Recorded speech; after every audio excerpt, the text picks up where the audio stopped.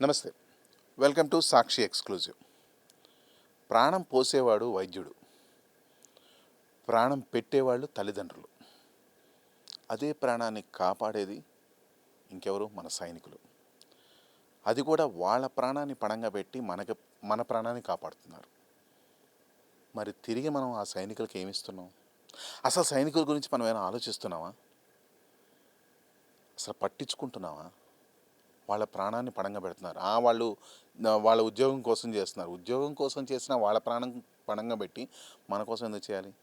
ఇదే విషయాన్ని పూర్తిగా విశ్లేషించి విశదీకరించి మరిన్ని విషయాలు మన విశ్లేషకులు మదన్ గుప్తా గారిని అడిగి తెలుసుకుందాం. నమస్కారం సార్. నమస్తే అండి. సాక్షి ప్రేక్షకులకు నమస్కారం సార్. ఎలా ఉన్నారు సార్? బ్రహ్మాండంగా అండి. సురక్షితంగా ఉన్నారా? 100%. దానికి కారణం? ఖచ్చితంగా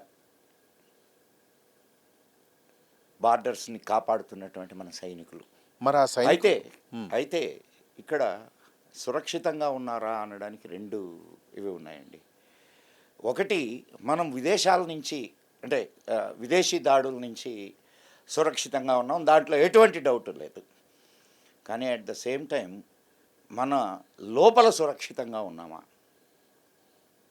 అది కూడా క్వశ్చనే కదండి. సురక్షితం అనేది అటు బయట నుంచి ఉండాలి, ఇటు లోపల నుంచి ఉండాలి. ఈ రెండింటిని గురించి మనం ఆలోచిద్దాం. బ్రహ్మాండంగా ఆలోచిద్దాం సార్. మంచి విషయం కూడా చెప్పారు యాక్చువల్లీ. సార్, ఇప్పుడు మనం సైనికుల గురించి మాట్లాడదలుచుకుంటే ప్రస్తుత పరిస్థితుల్లో ప్రపంచ దేశాల్లో యుద్ధ భయం అనేది అన్ని దేశాలకి ఉంది. ఆ దేశం ఈ దేశం అని కాదు. ఈ యుద్ధ భయంతో మనల్ని రక్షించేది సైనికులు. ఆ సైనికుల దగ్గర నుంచి చాలా కంప్లైంట్స్ కూడా ఉన్నాయి. రాజకీయ ఒత్తిడులు అనుకోవచ్చు, ప్రభుత్వ యంత్రాంగం అవచ్చు, ఇవన్నీ. వీటి గురించి మీ కామెంట్ ఏంటి సార్? అఫ్కోర్స్ సైనికులు ఎప్పుడు కూడా పాలకులకి ఒదిగి ఉండాలి. పాలకులు ఎప్పుడు కూడా దేశ క్షేమాన్ని, దేశ రక్షణని దృష్టిలో పెట్టుకొని సైనికుల్ని లేదా నిర్ణయాలని తీసుకోవాలి. ఇది సిస్టమ్. కానీ ఇప్పటి వరకు అలా జరిగిందా? నేను ఒక సూటి క్వశ్చన్ మిమ్మల్ని అడుగుతానండి. అంటే చరిత్రకు సంబంధించిన విషయమే. మనకు స్వాతంత్రం వచ్చిన తర్వాత మనం పాకిస్తాన్తో ఎన్ని యుద్ధాలు చేసాం? దాదాపు 3-4 అయినాయి. 3-4. మనం గెలిచామా, ఓడామా? కొన్ని గెలిచాం, కొన్ని ఓడాం. ఏ ఓడాం, ఏ గెలిచాం? నాకు గుర్తుండి 1970లో ఒక పాకిస్తాన్ వార్తో గెలిచాము. దాని ద్వారా బంగ్లాదేశ్ ఏర్పడింది. ఓకే. ఈ మధ్య కార్గిల్ ఒకటి జరిగింది, అది గెలిచాం. దానికి ముందు కూడా జరిగింది. ఇది 60. అవును అవును. ఓకే. తర్వాత 62లో చైనాతో ఓడిపోయాం. అవును. ఓకే, గెలిచాము అని చెప్పుకున్నాం కదా. అది గెలుపా? నైతికంగా గెలుపు, మానసికంగా కాదు. ఎలాగూ కాదు. ఎలాగూ గెలుపు కాదది. ఓటమి కూడా కాదు. మనం ఓటమి కాని దాన్ని గెలుపుగా చెప్పుకుంటున్నాం తప్ప, ఇప్పుడు గెలిస్తే ఏం జరగాలి? ఇంతకుముందు విషయాలు చెప్పుకొని ఈ సంఘటనలోకి వద్దాం. 2 రాజులు కానీ యుద్ధం చేస్తే గెలిచిన రాజు ఓడిన రాజు దగ్గర తన సైనిక ఖర్చులు, దానికి తోపి పెనాల్టీస్ తీసుకుంటాడు. ఇంకా రాజ్యాన్ని కూడా ఆక్రమిస్తాడు. రాజ్యాన్ని ఆక్రమించుకోవచ్చు, ఆక్రమించుకోకపోవచ్చు, లేకపోతే రాజ్యాన్ని ఇచ్చేయచ్చు కూడా. రాజ్యాలని ఆక్రమించుకోవడానికి యుద్ధాలు జరగలేదు. Please note this point. ఎందుకనంటే మనకు రామాయణ కాలం నుంచి కూడా ఇప్పుడు లంకను జయించాడు కదా, లంకను పరిపాలించవచ్చు కదా శ్రీరామచంద్రుడు. ఆయన ఏం చెప్తాడు? ఆయన జననీ జన్మభూమిశ్చ స్వర్గాదపి గరీయసే అంటాడు. విభీషణుడికి పట్టాభిషేకం చేసి వెనక్కి వచ్చేసాడు. సో రాజు, ఇది ఓడిన రాజు నేను లొంగిపోతాను అని అంటే తనకు మళ్ళా తననే అక్కడ ఉంచి కప్పం కట్టించుకునేటటువంటి సిస్టమ్, రైట్? ఇప్పుడు మనం కంపేర్ చేద్దాం. కాశ్మీర్ యుద్ధం కాశ్మీర్ అదే 1947 కాశ్మీర్ని ఆక్యుపై చేశారు. ఆ తర్వాత 3 యుద్ధాలు జరిగినాయి పాకిస్తాన్తో. మధ్యలోనే విరమించాం యుద్ధాలని. వాళ్ళు ఆక్రమించినటువంటి స్థలాన్ని మళ్ళా మనం వెనక్కు తీసుకోగలిగామా? మన స్థలమే అది. ఇప్పటికీ పాకిస్తాన్ ఆక్యుపైడ్ కాశ్మీర్ అంటాం. సో గెలిచినట్లు ఎట్లా లెక్క? అది ఎందుకు తీసుకోలేదని అనుకుంటారు? ఇదంతా రాజకీయ ఒత్తిళ్ళా లేకపోతే ఎట్లా? దీని వెనక చాలా పెద్ద ఆ, కుట్ర ఉంది. అది అది ఇంకొకసారి మనం మాట్లాడుకుందాం. ఎందుకనంటే అది చాలా పెద్ద సబ్జెక్ట్. Right right. కారణం ఏంటంటే మనం పరిపాలించినటువంటి వాళ్ళు ఆ, ఇప్పుడు సార్ ఈ దేశాన్ని ఏమంటారు చెప్పండి నాకు? భారతదేశం, హిందుస్థాన్, హిందుస్థాన్, హిందువుల దేశం ఇది. దీనిని ఇస్లాం రాజ్యంగా మార్చాలి అనేది ఇస్లాం యొక్క దాన్ని గజ్వాయే హింద్ అంటారు.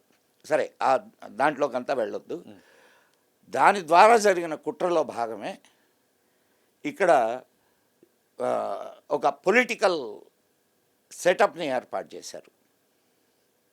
సరే అది ఎట్లా ఏంది అనేది ఇప్పుడు మన సబ్జెక్టు సైనికులు కాబట్టి సార్ డబ్బులు ఇస్తే ప్రాణాలు ఇచ్చేస్తారా మీరు?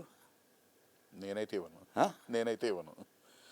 మరి ఇందాక మీరు అన్నారే ఏది వాళ్ళకి ఉద్యోగాలు చేస్తున్నారు, డబ్బులు ఇస్తే డబ్బులు తీసుకుంటున్నారు చేసిన పనికి. మరి ప్రాణాలు పోతాయండి. కరెక్ట్. వాళ్ళు డబ్బులు తీసుకుంటున్నది వాళ్ళ జీవనం కోసం, వాళ్ళ కుటుంబ జీవనం కోసం. అంతేగాని వాళ్ళు ప్రాణాలు ఇచ్చినందుకు కాదు. ప్రాణాలు దేనికోసం ఇస్తున్నారు? నీ దేశం కోసం ఇస్తున్నారు. నీ దేశాన్ని కాపాడడానికి ఇస్తున్నారు. మరి దానికి వాల్యూ లేదా? సార్ అమెరికాలో ఇప్పుడు సపోజ్ సీట్లన్నీ నిండున్నాయనుకోండి, ఏదైనా ప్లేస్కి వెళ్తే సీట్లు నిండున్నాయి. ఒక జవాన్ వెళ్తే లేచి జవాన్కి సీట్ ఇస్తారు సార్. ఇక్కడ ఇదే లేదు. ఇక్కడ అసలు సార్ మన మన మన పొలిటీషియన్స్ ఎంత నీచులో మీకు ఒక విషయం చెప్తాను నేనండి. మన సైన్యం మీద లేనిపోని అవాకులు చవాకులు మాట్లాడేటటువంటి పొలిటీషియన్స్ వాళ్ళని ఏమనాలా? దేశద్రోహులు కాదు వాళ్ళు. ఏం మాట్లాడుతున్నారు సార్? రేప్ చేస్తారా సైనికులు? ఎంత ఎంత నీచమైనటువంటి ఆలోచన ధోరణి చూడండి. అటువంటి నీచమైన ఆలోచన ధోరణి ఉన్నటువంటి వాళ్ళని మనం ఎన్నుకుంటున్నాం. మనం ఎంత నీచులమో ఆలోచించండి. కరెక్ట్గా చెప్పారు. ప్రాణాలని అడ్డుపెట్టి దేశాన్ని కాపాడేటటువంటి ఒక సైనికుడికి నువ్విచ్చే గౌరవం అదే? సరే, ఇప్పుడు రాజకీయ నాయకులు పాలకుల సంగతి కాసేపు పక్కన పెడితే సాధారణ ప్రజలుగా, సామాన్యులుగా మనకి కూడా ఆ గౌరవతత్వం అనేది లేదు సార్. ఒక చిన్న ఇన్సిడెంట్ చెప్తాను నేను మీకు. ఈ మధ్య సోషల్ మీడియాలో కూడా వైరల్ అయింది. ఒక ట్రైన్లో ఉన్న క్లిప్ సార్ అది. ఆ క్లిప్లో ఏంటంటే బాత్రూమ్ దగ్గర ఇద్దరు పడుకొని ఉన్నారు సార్. వాళ్ళిద్దరు ఆర్మీ డ్రెస్లో ఉన్నారు సార్. Army people sir. వాళ్ళు 100 కొలది మైళ్ళు సీట్లు దొరక్క అక్కడ పడుకున్నారు సార్. అది స్లీపర్ కంపార్ట్మెంట్ సార్, ఏసీ కూడా కాదు. ఎప్పుడో 4-5 స్టేషన్లు ఒక 100 మంది ప్రయాణం అయిపోయిన తర్వాత ఒక టీటీ తెలిసి వాళ్ళని పిలిచి గౌరవించి ఎక్కడో బర్తీ ఇచ్చాడు. అది టీసీఏ చేయాల్సిన అవసరం లేదు. ఏ ప్రయాణికుడైనా చేయొచ్చు సార్. ఇప్పుడు ఆడవాళ్ళు నిలబడి ఉంటే కుర్రాళ్ళు లేచి సీట్ ఇస్తారు. లేదు కడుపుతో ఉన్న స్త్రీ ఉంటే లేచి ఎవరైనా పెద్దవాళ్ళు కానీ సార్ వాడి ప్రాణాలని ఇచ్చేటటువంటి వాడు మన కోసం.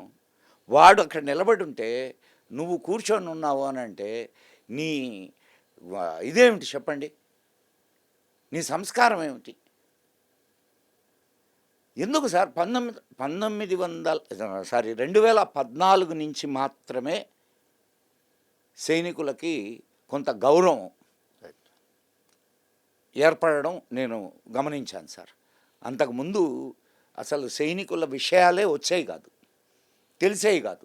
అంతకుముందు దాదాపు పాలకుల నిర్ణయాల వల్లే సైనికులు చాలా ఇబ్బంది పడ్డారన్న వార్తలు కూడా మనకి చాలా వచ్చాయి. చాలా ఉన్నాయి, చాలా ఇన్సిడెంట్స్ ఉన్నాయి. అంతెందుకు సార్, కాశ్మీర్ ఇష్యూలోనే రాజా హరిసింగ్ కాశ్మీర్ని ఇది చేయడానికి వస్తే నెహ్రూ నిర్ద్వందంగా తిరస్కరించాడు. తర్వాత పాకిస్తాన్ వాళ్ళు ఆక్యుపై చేస్తూ ఉంటే అప్పుడు ఆర్ఎస్ఎస్ గురూజీ గోల్వాల్కర్ వెళ్ళి మళ్ళా రాజా హరిసింగ్ని ఇచ్చేసి పంపిస్తే అప్పుడు ఈ నెహ్రూ పెట్టిన కండిషన్ ఏందంటే షేక్ అబ్దుల్లాని ముఖ్యమంత్రిని చేసి అప్పుడు వస్తే షేక్ అబ్దుల్లాని ముఖ్యమంత్రిని చేసి అండ్ వాళ్ళ సైనికాధికారిని పిలిచి భార్యను తోడిచ్చి రాజా హరిసింగ్ నెహ్రూ దగ్గరకు పంపించారు. పంపిస్తే అప్పుడు కూడా ఈయన ఏదో కథలు చెప్తూ ఉన్నాడు. అప్పుడు ఇది నేను ఉత్తనే చెప్తున్నది కాదు, it was return in the books. అప్పుడు జనరల్ కరియప్ప అనుకుంటాను, ఆయన పటేల్, నెహ్రూ అండ్ అప్పటి మన ఈయన కూర్చొని ఉన్నారు, ఎవరు బ్రిటిష్ లార్డ్ మౌంట్ బాటన్, నలుగురు కూర్చొని ఉంటే అప్పుడు పటేల్ జరిగిన సంగతి అంతా చెప్పారు. లార్డ్ మౌంట్ బాటన్ నెహ్రూకు చెప్పాడు, ఏమని, నువ్వు చెప్పినట్టు షేక్ అబ్దుల్లాని మంత్రిని చేశాడు అండ్ మన షరతులన్నిటికీ ఆయనకు ఒప్పుకున్నాడు కదా, నీకేంటి ఇంకా అభ్యంతరం అని చెప్పి అడిగాడు. ఈయన ఇంకా ఉపన్యాసం ఇవ్వడం మొదలుపెట్టాడు. అప్పుడు పటేల్ ఆయన్ని నెహ్రూని కార్నర్ చేశాడు హిందీలో. ఎందుకనంటే ఆయన అడిగేది మౌంట్ బాటన్కి తెలియకూడదని.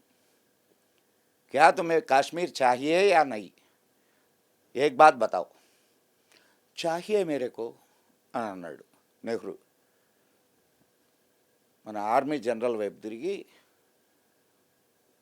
మీకు ఆయన దగ్గర నుంచి అనుమతి వచ్చింది కదా, ఇంక సైన్యాన్ని దించండి అని అన్నారు. అప్పుడు కాశ్మీర్కి వెళ్ళారు. సో చిత్తశుద్ధి ఇక్కడ ఎవరికి లోపం?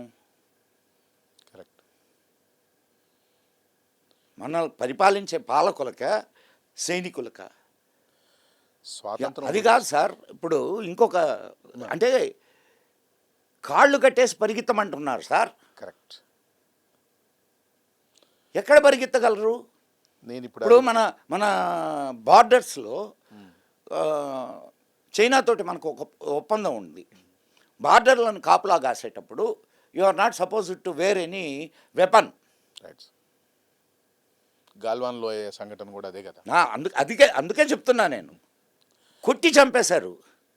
అయితే మన వాళ్ళు కొట్టడం మొదలు పెడితే ఎట్లుంటుందో తర్వాత చూశారు. ఇక్కడ నాకు ఒక పాయింట్ సార్, యాక్చువల్లీ అక్కడ మన సైనికులు దెబ్బతిన్నారు, మన సైనికులు కూడా వాళ్ళని దెబ్బతీశారు. మన సైనికులు వాళ్ళని దెబ్బతీశారంటే భారత పౌరులుగా మనం గర్వపడాలి. అది లేకపోగా మన సైనికుల మీద నిందలేస్తూ ప్రతిపక్షాలు దుమ్మెత్తిపోస్తున్నాయి. దీని మీద మీ కామెంట్ ఏంటి సార్? ఆ సమయంలోనే మన ఎదవలు వెళ్ళి వాళ్ళ దీంట్లో కూర్చొని ఉన్నారు, ఏది చైనా ఎంబసీలో. ఫోటోలు కూడా వచ్చినాయి, మీరు చూసారో లేదో. మరి వాళ్ళని ఏమనాలి మీరు? ఏమనాలి? అట్లాంటి వాళ్లకు ఓట్లు వేసేటటువంటి ఈ దుర్మార్గులను ఏమనాలి సార్? నాకు ఇప్పుడు మంచి చెడు కాదు సార్, నా దేశం నాకు ముఖ్యం. వీళ్ళెంత నీచులు! మనం సార్ వాళ్ళనే అని మనం చిన్నప్పటి నుంచి సంస్కారాన్ని కోల్పోయాం సార్. దేశభక్తి లేదు. ఉం? దేశభక్తి లేనప్పుడు దేశాన్ని కాపాడుతున్న వాడి మీద నీకు ఎందుకు గౌరవం ఉంటుంది? భారత్ తేరే టుకడే హోంగే ఇన్షా అల్లా వినలేదా మీరు? విన్నారా లేదు సార్? మరి అటువంటి దుర్మార్గులు తయారవుతూ ఉంటే యూనివర్సిటీల్లో ఇంకా నీ దేశాన్ని కాపాడేటటువంటి ఒక సైనికుడికి గౌరవాన్ని ఎక్కడ మీరు ఎక్స్పెక్ట్ చేస్తారు? ఇదే నేపథ్యంలో ఆ గాల్వాన్ లోయ అనంతరం జరిగిన పెద్ద సంఘటన మనకి బాగా దేశమంతా బాగా దేశమే కాదు ప్రపంచం అంతా గుర్తుపెట్టుకునేది మే 7వ తారీఖు 2025 జరిగిన ఆపరేషన్ సింధూర్. ఆపరేషన్ సింధూర్ చాలా సక్సెస్ఫుల్గా నడిచింది. కానీ సార్ ఒక్క ప్రాణం పోలేదు. కరెక్ట్, ఒక్క ప్రాణం పోలేదు. అండ్ ఈరోజు ఆపరేషన్ సింధూర్ యొక్క గొప్పతనం ఏందో తెలుసా? ప్రపంచ దేశాలలో ఉండేటటువంటి సైనిక అధ్యయనం చేసే వాళ్ళందరూ ఆపరేషన్ సింధూర్ని అధ్యయనం చేస్తున్నారు. Correct sir. కానీ ప్రపంచం అంతా మన సంగతి పక్కన పెట్టేసాను. ప్రపంచం అంతా ఆపరేషన్ సింధూర్ని కొనియాడుతుంటే ఇక్కడున్న కుహనా శక్తులు కొన్ని మన సైనికుల మీద ఇంకా దుమ్మెత్తిపోస్తున్నాయి. వాళ్ళకి అర్థమయ్యేది ఎలా సార్? మీరే అన్నారు కుహనా శక్తులు అనే వాడారు కాబట్టి నేను దానికి ఎక్కువ ఇచ్చేయాల్సిన పని లేదు సార్. వీళ్ళకి దేశభక్తి ఎక్కడుంది సార్? ఈ వెధవలకి అక్కడ కుర్చీ వస్తే చాలు తినడానికి దాచుకోవడానికి. సార్ 2014 నుంచి అంటే నేను దీన్ని పారామీటర్గానే తీసుకుంటున్నా. బిఫోర్ 2014, ఆఫ్టర్ 2014 అదే పాలన అదే పాలకులు కదా. అంటే సిస్టమ్ అదే కదా. కానీ ఇండియా అంటే ప్రపంచవ్యాప్తంగా ఒక గుర్తింపు వచ్చిందా? మనకుండే స్ట్రెంగ్త్ ఏందో మనకు తెలిసినయా? Correct sir. ఈ దేశంలో రీసెర్చ్లు జరగకుండా సైంటిస్టులను చంపారు హరికృష్ణ గారు. తెలీదా మీకు? ఎంతమంది సైంటిస్టులు చనిపోయారు ఇక్కడ? హోమీ బాబా దగ్గర నుంచి. దేశ నేతనే చంపారు. లాల్ బహదూర్ శాస్త్రిని తీసుకుపోయి వేరే దేశంలోనే చంపిన కుట్రలు కుతంత్రాలు ఉన్నాయి. అయ్యో, అది గుండెపోటు కదండి. ఈ రోజు వరకు దాని మీద విచారణ జరిగిందా? ఒక సుభాష్ చంద్రబోసు, ఒక లాల్ బహదూర్ శాస్త్రి ఎపిసోడ్లు ఎప్పటికీ సామాన్యుడికి కూడా అసలు ఎప్పటికీ అంతుబట్టిన రహస్యాలు సార్. నేను రైట్ సరే అంటే ఇంకొక యాంగిల్ నుంచి మాట్లాడదాం. సబ్జెక్ట్ ఇదే, ఇంకొక యాంగిల్ నుంచి మాట్లాడదాం. ఈయన మన రిచర్డ్ ఆట్లీ ఇది ట్రాన్స్ఫర్ ఆఫ్ పవర్ దీని మీద సంతకం పెట్టినటువంటి అప్పటి ప్రధాని, బ్రిటిష్ ప్రధాని. ఆయన ఇచ్చిన స్టేట్మెంట్ ఏంటి? మీకు స్వాతంత్రం ఎందుకు? ఆయన ఒక ప్రశ్నకు సమాధానం ఇచ్చాడు. ఏంటంటే, మీరు 2వ ప్రపంచ యుద్ధంలో గెలిచారు, ఇంకా మీకు ఏ సమస్యలు లేవు భారతదేశంలో, మరి మీరు ఎందుకు భారతదేశం వదిలి వెళ్ళారు అని అంటే ఆయన ఇచ్చినటువంటి స్టేట్మెంట్ ఓ తెల్లవాడు బికాజ్ ఆఫ్ సుభాష్ చంద్రబోస్. ఎందుకు ఇచ్చాడు ఆయన స్టేట్మెంటు? నేవీ ఆర్మీ రివోల్ట్ అయింది బికాజ్ ఆఫ్ సుభాష్ చంద్రబోస్. సుభాష్ చంద్రబోస్ కాదు, సుభాష్ చంద్రబోస్ నిర్మించినటువంటి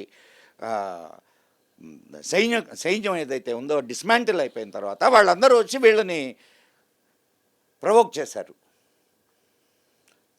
వాళ్ళ సైనికాధికారి ఇచ్చిన స్టేట్మెంట్ ఒకటి చెప్తానేనండి.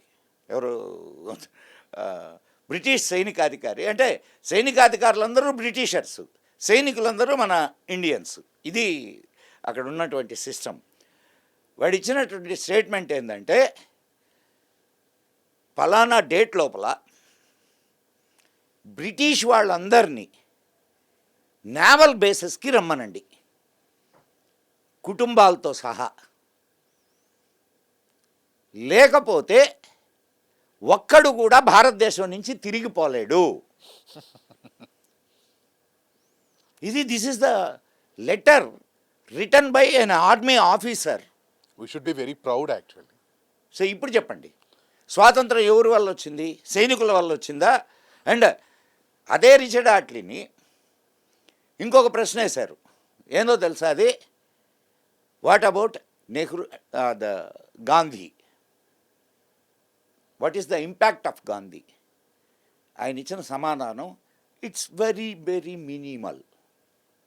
ఇప్పుడు చెప్పండి నాకు.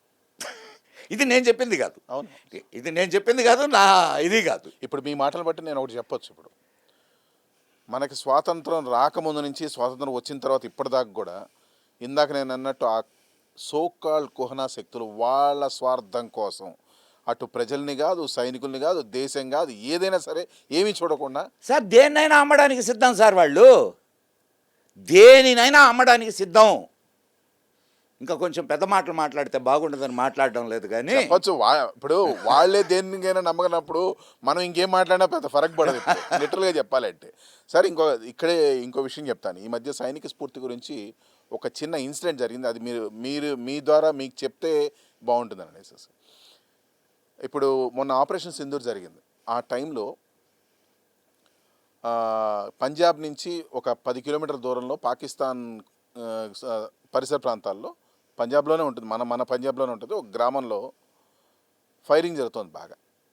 అక్కడి నుంచి ఒక చిన్న పిల్లాడిని ఇండియన్ ఆర్మీ ఎడ్యుకేషన్ అయ్యేంత వరకు 7 years కిడ్నీ ఎడ్యుకేషన్ అయ్యేంత వరకు మొత్తం స్పాన్సర్ చేసింది. అతని పేరు సోను. Is from Punjab. ఏం చేశాడో తెలుసా అండి? ఓ పక్క ఫైరింగ్ జరుగుతుంటే 7 ఏళ్ల కుర్రాడు మన ఇండియన్ ఆర్మీకి టీ అందించాడు. ఒకరోజు కాదు, వారం రోజులు అందించాడు. ఆ స్ఫూర్తి కుహనా శక్తుల గురించి వదిలేసేసేయండి, సామాన్య ప్రజలకు ఎందుకు రావట్లేదు? సార్ నేను మీతో చెప్పబోతున్నది అదే. మీరు ఈ మాట అన్నారు కదా, 1961లో జరిగిన యుద్ధంలో సైనికులకి ఆర్ఎస్ఎస్ వాళ్ళు కావలసిన సదుపాయాలన్నీ చేశారు. ఆహారాన్ని అందించారు, అండ్ వాళ్లకు రూట్స్ని చేశారు, క్లియర్ చేశారు. ఇన్ని చేస్తే నెహ్రూ గారు స్వయంగా వాళ్ళని పిలిచి, 62 చైనా స్వయంగా పిలిచి పరేడ్లో, ఇది ఇండిపెండెన్స్ డే పెరేడ్ జరుగుతుంది కదా, పెరేడ్లో 3000 మంది ఆర్ఎస్ఎస్ వాళ్ళకి కవాతు చేయడానికి ఇచ్చేశారు. అప్పటి నుంచే మొదటి స్టార్ట్ అయింది అదంతా, పెరేడ్లో రావడం ఆర్ఎస్ఎస్. లేదు, ఇప్పుడు ఆసారి వచ్చింది అంతే అంతే అంతే, ఇప్పటి వరకు మళ్ళా లేదు. ఆ స్ఫూర్తి ఇప్పుడు నేను అంటున్నది ఏంటంటే, ఆయన అన్నమాట ఇంకొకటి చెప్తాను. ఏది నెహ్రూ గారు అన్నమాటే, భారతదేశానికి 2వ సైన్యం ఉంది, భయం లేదని అన్నాడు. సో ఇక్కడ మనం అంటే లేనిది ఎవరికి, ఉన్నది ఎవరికి?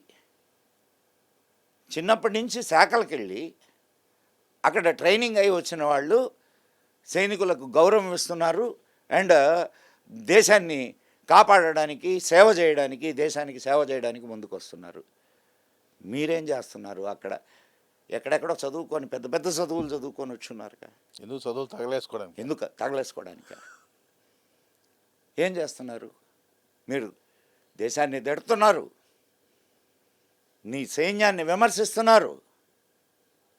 ఎక్కడ సందు దొరికితే అక్కడ విదేశీ సొమ్ము కోసం ఆశపడి రాసే పత్రికలు లేవండి. ఇన్ని చేస్తూ మనం సైన్యాన్ని వేలెత్తి చూపించే నైతిక హక్కు మనకున్నదా? ఆ విషయం వాళ్ళకి అర్థం కావట్లేదు. ఫస్ట్ పాయింట్ నేను అంటున్నది అదే, ఆ సంస్కార లోపం. సంస్కారహీనులు అనుకోవచ్చు. 800 సంవత్సరాలు భారతదేశం తురకల పాలనలో, 200 సంవత్సరాలు బ్రిటిష్ వాళ్ళ పాలనలో ఉంది. కారణం ఏంటంటారు? ఇట్లాంటి మానసిక స్థితి ఉన్నటువంటి దౌర్భాగ్యుల వల్ల. అప్పటి కుహనా శక్తులు ఇవి ఎప్పుడూ ఉంటాయి. ఎప్పుడూ ఉంటాయండి ఇవి. ఇప్పుడు కాదు, పురుషోత్తముడి కాలం నుంచి ఉన్నాయి కాదా. అంబి ఆ, దారి ఇవ్వకపోతే అలెగ్జాండర్ లోపలికి వచ్చేవాడా? కానీ ఈ విచిత్రమైన విషయం చూడండి, అంటే అవునవును. మనం ఎంత గొప్పవాళ్ళం అనేదానికి, ఓడిన అలెగ్జాండర్ ద గ్రేట్, గెలిచిన పురుషోత్తముడు ఎవడో తెలియదు. అంతే కదా. ఆ లెక్కన ఇప్పుడు అంటే మన చరిత్రను కూడా ఉమ్, సార్ మీరు ఎదవలు, ఇది మన చరిత్ర మనకు చెప్పేటటువంటి పాఠం. బాగా చెప్పారు అసలు. కాదు, ఇప్పుడు సమాధి కట్టిన షాజహాను బాగా గుర్తుండి ఉంటాడు, ఆ షాజహాన్కి స్థలం ఇచ్చిన రాజు గుర్తుండడు. అసలు అది కాదు, ఇంకా దౌర్భాగ్యకరమైన విషయం ఏంటంటే దాని ప్రేమ చిహ్నంగా పెట్టుకోవడం. సార్ ఎవడైనా సరే మీరు చెప్పండి, మీరు హిందూయే కదా, అవును. ఏదో కొంచెం పూజా పునస్కారాలు ఇవన్నీ చేసుకుంటారు కదా. ఎవడైనా సమాధి బొమ్మను తెచ్చి ఇంట్లో పెట్టుకుంటాడు సార్? Never ever. ప్రేమకు చిహ్నమా అది? ఆడికి 4వ పెళ్ళం అది. 6 నెలల క్రితం చచ్చింది. 100 కిలోమీటర్ల దూరంలో ఎక్కడో పూడ్చిపెట్టారు. పూడ్చిపెడితే ఇది కట్టిన తర్వాత, ఇది హ్యాండ్ ఓవర్ చేసుకున్న తర్వాత, కట్టిన తర్వాత అని కాదు, హ్యాండ్ ఓవర్ చేసుకున్న తర్వాత ఆ శవాన్ని తువ్వి దాని ఎముకలు అప్పటికి మిగిలి ఉన్నాయి, ఎముకలు మిగిలినాయో ఏం మిగిలినాయో కట్టగట్టి తీసుకొని వచ్చి ఈడబెట్టినారు. అది ప్రేమకు సమాధి. వాడికి 4వ పెళ్ళం, 4 బిడ్డలు పుట్టి 5వ బిడ్డ పుట్టేటప్పుడు చచ్చింది. కానీ అదే సమయంలో అప్పుడు మన కోసం ప్రాణాలు ఇచ్చిన వీరులకు సన్మానం చేద్దాం, వాళ్ళ స్తూపం పెట్టుకుందాం అన్న ఆలోచన, ఇంగిత సార్ నిజంగా చెప్తున్నా, నిన్న నేను ఏదో ఒక ఊరికి వెళ్ళి వచ్చాను సార్. వాళ్ళు అంటే ఇప్పుడు హిందూ సమ్మేళనాలు జరుగుతుంటే నేను ఒక ఊరికి వెళ్ళి వచ్చాను, నాకు ఆ ఊరి పేరు గుర్తురాలేదు. వాళ్ళు వాళ్ళ ఊరి నుంచి వెళ్ళిన ఒక సైనికుడి, అంటే వీరమరణం పొందిన సైనికుడి విగ్రహాన్ని వాళ్ళ ఊరు మొదట నిలబెట్టి అక్కడి నుంచి ఆయనకు జయజయాలు చెప్పుకుంటూ యాత్ర చేశారు సార్. మనం ప్రజల్లో లేదనుకోబాకండి, ఇట్టాటి అంటే మీరు అన్నారే కోహనా అని, కోహనా కూడా కాదు, నీచుల్ని దృష్టిలో పెట్టుకొని మనం సమాజం మొత్తాన్ని ఇవాల్యుయేట్ చేయొద్దు సార్. ప్రజల్లో ఈ సైనికుల పట్ల చైతన్యం రావాలంటే ఏం చేయాలంటారు? ఏమక్కర్లేదు సార్, ఏమక్కర్లే, వాళ్ళ వీరగాథల్ని చెప్పండి చాలు. ఒక్కొక్కరు మర్చిపోయాను మీకు, అంటే చాలా ఉన్నాయి వీరగాథలు వాళ్ళవి. సార్ 1962లో చైనాతో వార్ వచ్చినప్పుడు ఈ మన చలిలో వాళ్లకు షూస్ లేవు సార్, సరి అయిన షూస్ లేవు. అయినా సరే మన వాళ్ళు పోరాడారు. ఎన్నిసార్లు పోగొట్టుకుంది మన సైనికుల ప్రాణాలను పోగొట్టుకున్నాం, స్థలాన్ని పోగొట్టుకున్నాం, just because of this bloody idiotic political people. టిబెట్ని ఆక్రమించుకోవడానికి చైనా సైన్యం వస్తే వాళ్ళకి బియ్యం పంపించాం సార్. అప్పటికి మన వాళ్ళు చెప్తూనే ఉన్నారు, టిబెట్ని ఆక్రమించుకుంటే రేపు మనకు సమస్య అని. హిందీ చీనీ భాయ్ భాయ్ అని చెప్పి మనం వెరీ నెక్స్ట్ ఇయర్ ఈ చవన్లై భారతదేశానికి వచ్చిన తర్వాత వెరీ నెక్స్ట్ ఇయర్ జరిగింది యుద్ధం, 1962 వార్. మొన్న ఎవరో ఒక విశ్లేషకుడు బయట దేశస్థుడు రాశాడు, భారతదేశంలో మగాళ్ళు సైనికులు, పొలిటీషియన్స్ మాత్రం స్వార్థపరులు అని అనేసి. వాళ్ళు ఆయన ఒక చిన్న సవరణ దానికి, పొలిటీషియన్స్ మాత్రం వేశ్యలు, మగాళ్ళు సైనికులు, పొలిటీషియన్స్ మాత్రం సైనికులు, నపుంసకులు. ఈ మాట అంటున్నాను, రాసుకోండి, ఏమి ఇబ్బంది లేదు. సార్ చివరిగా మనము ఇప్పుడు అట్లీస్ట్ ప్రజల్లో ఆ చైతన్యం కలిగించాలన్నా కానీ సార్ మీరు మీడియాలో ఉన్నారు, నేను ఒక చిన్న ఇది చెప్తాను. చెప్పండి. సైనిక గాథలు అనేకం ఉన్నాయి. ఇక్కడ మీరు రిటైర్డ్ ఆర్మీ పీపుల్ ఉంటారు, వాళ్ళని అడగండి, అనేక గాథలు చెప్తారు. సార్ మీకు ఇంకొక ఆశ్చర్యకరమైన విషయం చెప్తాను నేనండి. ఒక సైనికుడికి గుడి ఉంది అవును సార్, హిమాలయాస్. అవును సార్, రాత్రిపూట అతను గస్తీ తిరుగుతుంటాడని ఈ రోజుకి చాలా ఎవిడెన్సెస్ ఉన్నాయి. సో ఇట్లాంటి గాథలు చాలా ఉన్నాయి. అవి మనం ప్రచారం చేస్తే ప్రజలలో ఆ చైతన్యం వస్తుంది సార్. అదొక్కటే కాదు సార్. ఇప్పుడు సార్ మనకు 4 వర్ణాలు సార్. ఒకటి బ్రాహ్మణ అంటే think tankers, 2 Kshatriya warriors, these people, and third one Vaishya, the distribution and business entrepreneurs, not the only the business distribution as well as productivity, right, and fourth working class, right. So దీంట్లో రెండవది ఏంటి? క్షత్రియులు, warriors. మరి వాళ్ళకు నువ్వు ఇస్తున్న గౌరవం ఏంది? క్షత్రియ దేనికి? ధర్మాన్ని కాపాడడానికి, రాజ్యాన్ని కాపాడడానికి, దేశాన్ని కాపాడడానికి. సో వాళ్ళకి క్షత్రియ అనగానే మీరేమనుకుంటున్నారంటే ఏదో రాజపుత్రులు అనుకోకండి. These people are Kshatriyas. They are giving their lives to save us. Right sir. Sir ఇప్పుడు May 7th operation Sindoor day వస్తుంది మనకి, అంటే 1 year అయింది కంప్లీట్ అయ్యి. ఎస్. సో ఈ సందర్భంగా ప్రజలకి మీరు డైరెక్ట్గా కెమెరాకే చెప్పచ్చు, ప్రజలకి సైనిక స్ఫూర్తిని చైతన్యాన్ని ఎలా నింపుతారో మీ మాటల్లో ప్లీజ్. ఇది ప్రత్యేకంగా ఒకరు నింపితే వచ్చేది కాదండి.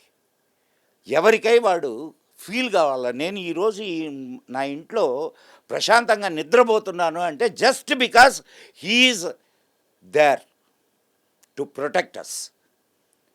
చలిలో సార్ మీకు ఇక్కడ ఇంకొక విషయం చెప్తాను. -degreesలో స్నో బైట్ అంటారు, విన్నారా మీరు? స్నో బైట్ అనేది కానీ తగిలితే అక్కడికి ఆ అవయవాన్ని తీసేస్తారు. అట్లాంటి భయంకరమైనటువంటి పరిస్థితుల్లో మనల్ని, మన దేశాన్ని కాపాడడానికి ప్రాణాలని అడ్డుపెట్టి పనిచేస్తున్నటువంటి సైనికుడికి నువ్వేమిస్తున్నావు? జీతం ఇస్తున్నాను. జీతం ప్రతివాడు, ఇక్కడ ఊడ్చేవాడికి కూడా జీతం దొరుకుతుంది, కానీ ప్రాణాలు పణంగా పెట్టినటువంటి వాడికి నువ్వేమిస్తున్నావు అనేది మనం ప్రతి ఒక్కడు ఆలోచించుకోవాల్సినటువంటి విషయం రామకృష్ణ గారు. Sure sir, thank you sir. సైనిక స్ఫూర్తి గురించి, చైతన్య గురించి చాలా మంచి విషయాలు చెప్పారు sir. Thank you very much. That's all for today. This is Harikrishna signing off for Sakshi exclusive.